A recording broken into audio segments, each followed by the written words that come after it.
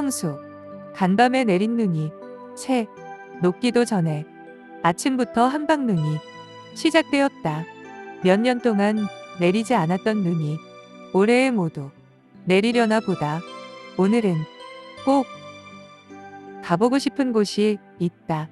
내겐 꼭 고향 같은 향수가 느껴지는 곳이기도 하다. 몇 해 전인가부터 나는 그곳을 항상 마음의 고향처럼 그리워했었다. 내 나이 20이 되던 해에 고등학교를 졸업하자마자 무작정 상경해서 처음 사회생활을 경험했던 곳이기도 하다.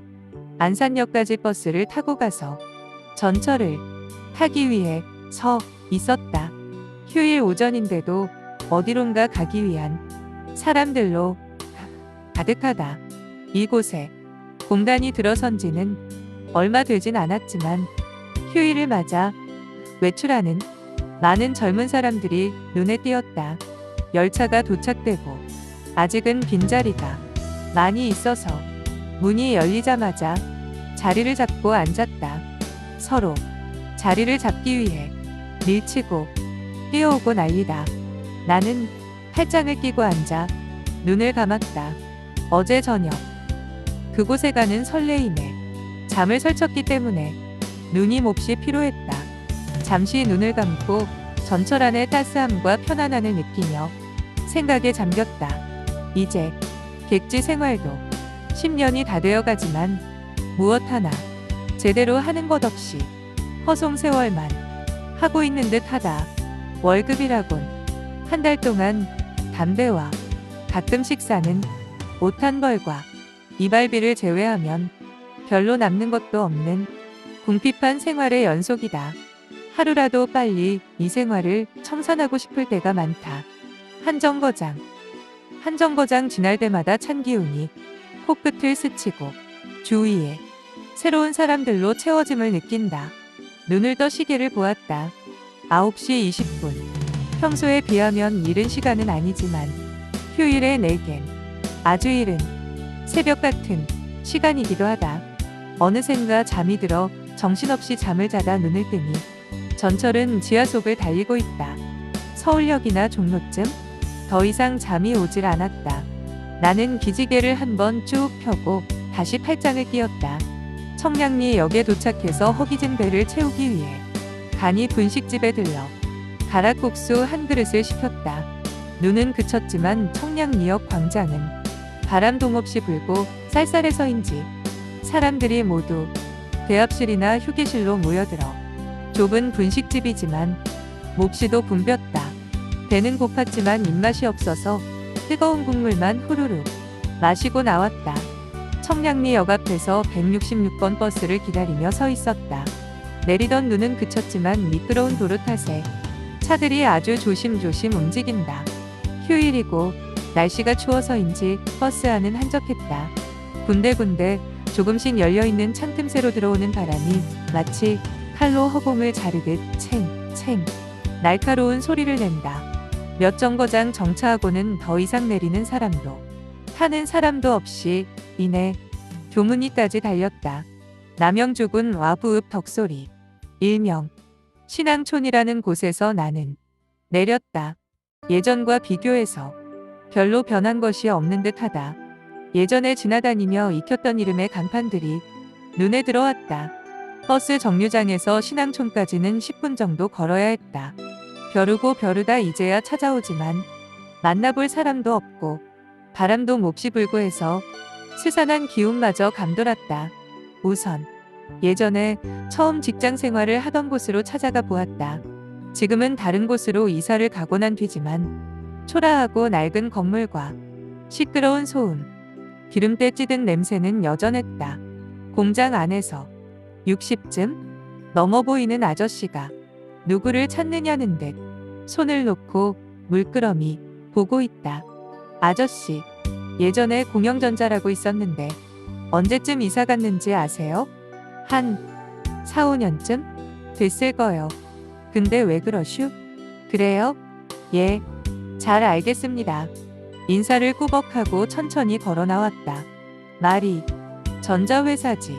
직원 열댓 명 정도 되고 알미늄 명판에 코팅 작업을 하던 조그만 하청업체였다. 신항촌 옆으로는 남한강이 흐르고 있다. 그 당시 점심시간이나 휴일이면 강변에 나가서 족구도 하고 산책도 즐기며 분위기 괜찮은 밤이면 새우깡 한 봉지 뜯어놓고 술잔도 기울였다. 요즘은 신항촌에도 아이들이 없어서인지 강변엔 오가는 사람 없이 썰렁하기만 하다. 담배 한 대를 피워 물고 옷깃을 여몄다. 멀리 강 건너 저편에 예전에 자갈 채취를 하던 큰 공장만한 기계들이 흉물스럽게 서 있다. 나는 강변을 터덜터덜 걸었다. 항상 오고 싶어 마음에 그리던 곳이었지만 횡한 마음을 달래기엔 너무도 춥고 허전했다. 예전보다 물도 많이 줄고 물빛도 탁해진 것 같다. 약간 높게 솟은 바위 위에 걸터 앉았다. 강끝 저 멀리에 아이들이 작은 손 호호 불며 불장난을 하고 있는 게 보인다. 한참을 앉아서 옛날을 회상했다. 철이 없었던 그 나이에 낯설은 이곳에서 나는 중학교 시절부터 알게 된 인숙이라는 아이와 헤어지는 쓰라린 추억이 있는 곳이기도 하다. 생전 처음 사랑의 아픔을 겪었던 곳이기에 그토록 그려왔는지도 모른다. 그 애는 나보다는 한 살이 많았지만 한 학년이 낮은 아이였다. 그 아이는 갸름한 얼굴에 유난히 피부가 희었고 약간은 말괄량이 같은 애였다. 성남에서 중학교를 다니던 시절 가련동에 사셨던 고모님 댁에 자주 놀러 갔었다. 거기엔 내 또래의 고모님의 딸아이가 있었고 인숙이라는 아이는 그 아이의 친구였기 때문에 우린 자연스럽게 친구가 되었고 한 달에 두세 번씩 고모님 댁으로 놀러를 갔다. 인숙이는 고모님 댁에 앞집에 살고 있었고 인숙이가 보고 싶으면 고모님 댁으로 갔고 그러면 고모의 딸 희영이는 인숙이를 불러오곤 했다. 어린 나이였고 유난히 수줍음을 많이 탔던 탓에 그 아이를 만나면 말도 잘 못하고 얼굴이 붉어져 고개도 제대로 들지 못했지만 우리는 금세 가까운 사이가 되었다. 항상 그 아이를 만난다는 생각에 고모님 댁을 찾았고 만나서 특별히 갈 곳도 용돈도 없었지만 그 애와 나는 고모네 집 방에 앉아서 TV도 같이 보고 책도 같이 읽으면서도 어느새 어두워짐을 아쉬워했다. 같이 있는 것만으로도 한없이 좋았고 순수했던 것 같다. 내가 고등학교를 진학하면서 그곳에서 많이 떨어진 이천으로 이사를 가게 되었고 우리는 자주 만날 수 없음을 아쉬워하며 그 애와 나는 처음으로 쑥스러웠지만 잊지 못할 긴 눈물의 입맞춤을 나누었다. 우리는 일주일이 멀다하고 편지를 주고받았다. 내가 고등학교 2학년이 되었을 때 그 애는 고등학교의 진학을 포기하고 안양에 있는 동일방직이라는 회사에 입사를 하게 되었다. 낮에는 일하고 밤엔 공부하는 야간 고등학생이 된 것이다. 그러면서 그 아이는 점점 더 예뻐져 갔고 편지의 횟수도 줄어들고 있었다. 고등학교를 졸업하면서 이곳 신항촌까지 오게 되었고 어렵게 연락이 되어 만났을 때 그 아이는 이미 예전에 순수하고 밝았던 내가 처음 좋아했던 그 모습이 아니었다.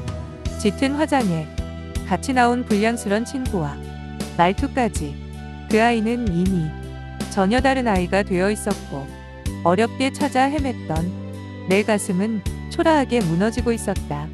그 애를 만나고 돌아와서 안타까운 마음을 달래기도 전에 헤어지자는 싸늘한 그의 편지를 받았다.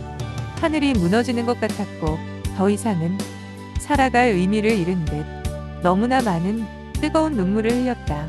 며칠을 잠 못 들며 북받치는 슬픔에 몸부림쳤고 긴 겨울밤은 내 삶을 해롱했다. 태어나 처음 느껴본 사랑의 실패를 겪은 처참한 하루하루였다. 한동안 충격에서 벗어나지 못하고 아무도 없는 강변에 홀로 나와 남몰래 눈물을 흘리며 독한 술로 마음을 달래며 그 아이에게 받았던 소중히 간직하던 고운 편지들을 강가에 나와 앉아 독한 술 한 잔과 뜨거운 눈물에 적셔 흘려보냈다.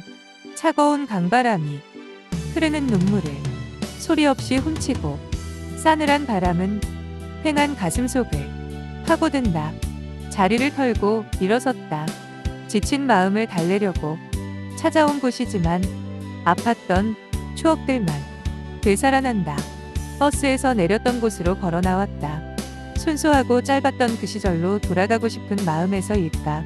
아니면 생전 처음 쓰라린 아픔을 겪은 곳이라서인지는 모르지만 항상 아직도 잊혀지지 않고 그 강변의 쓸쓸함이 나를 에워싼다.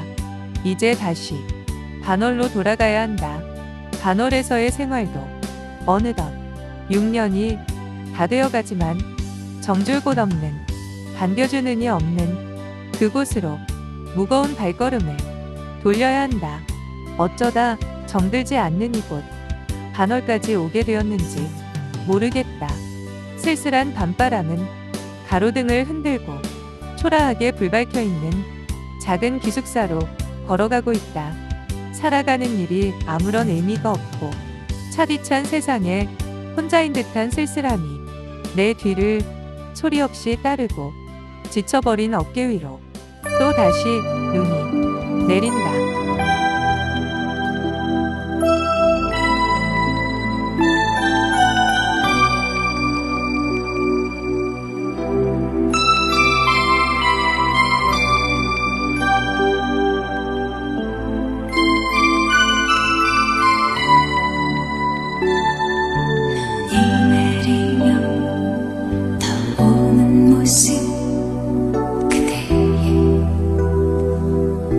까만 코튼 주머니에 내 손